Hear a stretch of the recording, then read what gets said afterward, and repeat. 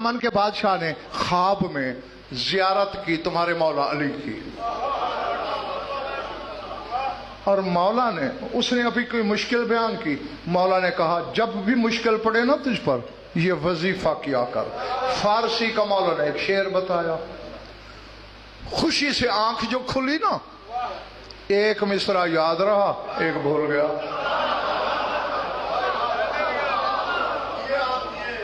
اللہ، ہاں بہت تھکنا نہیں، میں جلدی تمہیں چھٹی دے دوں گا۔ ایک مصرع یاد رہا ایک بھول گیا، اب وہی بار بار ایک مصرع دہرائے جا رہا ہے۔ اب کنیزیں آتی ہیں، بادشاہ سلامت ناشتہ لائیں، وہ کہے جا رہا ہے زہرائے شیر شبد آؤ بپاؤ دوری یہ دل، شیر کا پتا پانی ہو جاتا ہے جتنا بھی مضبوط ہو۔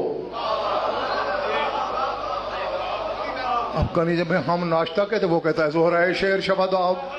وزیر آ گیا، بادشاہ سلامت دربار میں عمائدین سنت جمع ہیں، اعلان انتظار ہو رہا ہے آپ کا۔ وہ کہتا ہے زہرائے شیر شبد آؤ وفاداری یہ دل۔ بادشاہ سلامت آپ کو کیا ہے؟ کہتے آگے بتاؤ کیا ہے۔ مجھے کیا پتا کیا ہے؟ نہیں، مجھے میرے مولا علی نے بتایا تھا پورا، مجھے آدھا یاد رہا ہے آدھا بھول گیا، بتاؤ ورنہ سب کو قتل کروا دوں گا۔ انہوں نے کہا قتل کرانا ہے تو مالک و بادشاہ ہو ذل الہی جو ٹھہرے، اب ہمیں کیا پتا کہ خواب میں کیا بتایا ہے شاہ نجف نے تمہیں۔ جھٹکا لگا باہر والوں، کہتے چلو مارتا نہیں ہوں میں، اعلان کراؤ میری پوری مملکت میں کہ جو اگلا آدھا مصرع بتائے گا پوری آدھی سلطنت اس کی۔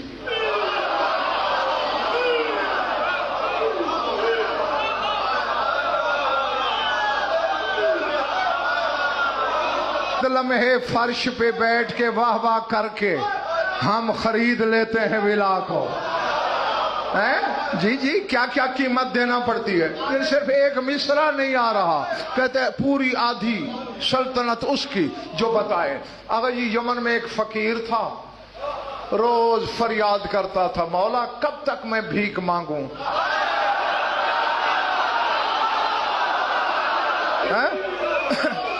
مولا کب تک گداگری کروں کچھ۔ کیا ہوا؟ میں نے کہا زیادہ پڑھ گیا ہوں تو کل سے پھر 45 منٹ شروع ہو جائے۔ اچھا مولا کب تک بھکاری بنا رہوں گا، تیرے در کا سوالی ہوں۔ اب در در پہ جاتا ہے، کہیں آٹے کی پلیٹ، کہیں چوتھائی درہم کا حصہ، کوئی بڑا سخی داتا درہم دے دے تو دے دے پورا، ورنہ نہیں۔ لیکن بھیک مانگتے مانگتے مانگتے شہر سے باہر نکلا، ایک گھنا تناور درخت ہے، اس کے نیچے کیا دیکھتا ہے کہ جہاں تک درخت کا گھیر ہے وہاں چاروں طرف نور کی چادر ہے، چادر تو نہیں ہے، اور ایک پیکر نور وہاں تشریف فرما ہے۔ ڈرنے لگا، آواز آئی دور کیوں کھڑے ہو، روز مجھے فریاد کرتے ہو۔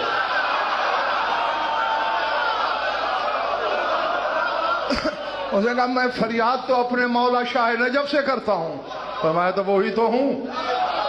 فن کب بالا قدم ہے، قدموں پہ گرا۔ مولا آج تشریف آوری ہوئی، کہا جو علی سے مانگے پھر وہ کسی اور سے مانگے تو پھر مزہ تو نہ آیا، اس لیے میں نے چند دن دیر کی۔ یمن کی آدھی سلطنت تیرے انتظار میں ہے۔ اللہ، مولا وہ کیسے؟ فرمایا میں نے یمن کے بادشاہ کو رات خواب میں زیارت کروائی، اسے شعر بتایا، آدھا اسے یاد رہنے دیا، آدھا اسے میں نے بھلا دیا تیرے لیے۔ کیا ہاشمی انداز عطا ہے، کہا آدھا میں نے تیری وجہ سے اسے بھلا دیا۔ جا اسے اگلا مصرع سنا، آدھی شاہیل موج گر۔ مولا تیری کریمی کا تو پھر حساب ہی کوئی نہیں، مگر وہ شہنشاہ ہے، میں اس حالت میں مجھے اندر دربار میں جانے کون دے گا؟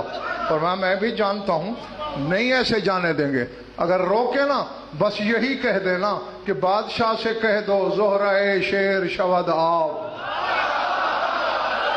ہیں؟ اگر بادشاہ ننگے پاؤں دوڑ کے دروازے سے تجھے لینے نہ آئے تو مجھے علی کس نے کہا؟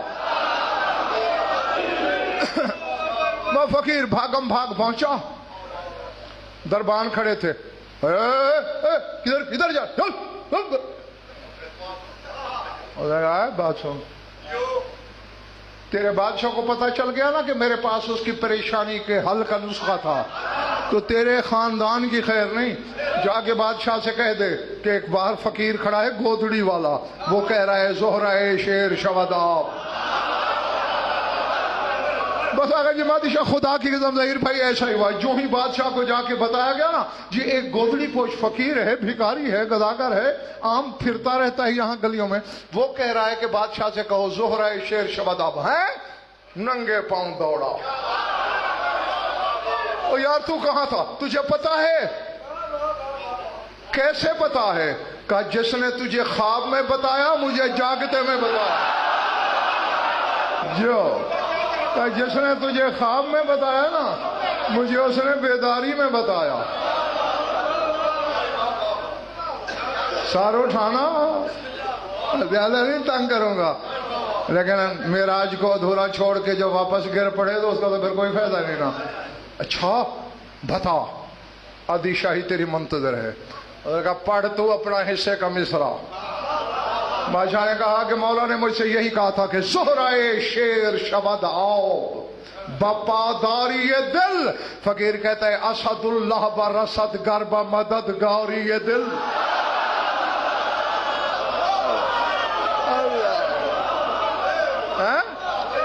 کہ اگر اسد اللہ مددگار بن کے آ جائے تو شیر کا پتا بھی پانی ہو جاتا ہے۔ نعرہ تکبیر بلند کیا بادشاہ نے، کہا تو کہہ رہا تھا کہ مجھے بیداری میں بتایا، کہاں بتایا؟ کہا شہر سے باہر درخت کے نیچے تشریف رکھتے ہیں، کہتا ہے تجھے قسم ہے پیدا کرنے والے کی، اس کی زیارت کرا دے، باقی سلطنت بھی تیری۔ اسی شعر یعنی ایک آدھا حصہ ایک مصرے کے بدلے، باقی سلطنت زیارت کے بدلے، اور شعر ایک ہی ہے۔ تم بھی اسے ورد کے طور پہ سارے یاد کر لینا، زہرہ شیر شہداء بپاداری دل، اسد اللہ برسد گرب مددگاری دل۔ فقیر نے کہا آ جا۔ شاہ نجف درخت کے نیچے تھا ملک حر، جا کے شاہ یمن قدموں پہ گرا، کہتے مولا اپنے ہاتھوں سے تاج اسی کو دے دیجئے، میں تیرے گھوڑے کی رکاب کے ساتھ جا رہا ہوں۔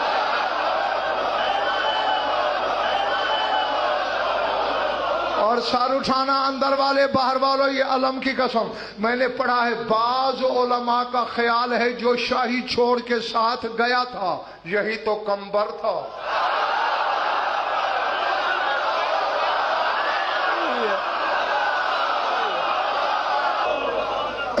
ہیں جی اب یہ دیکھو کیا معیار ہے۔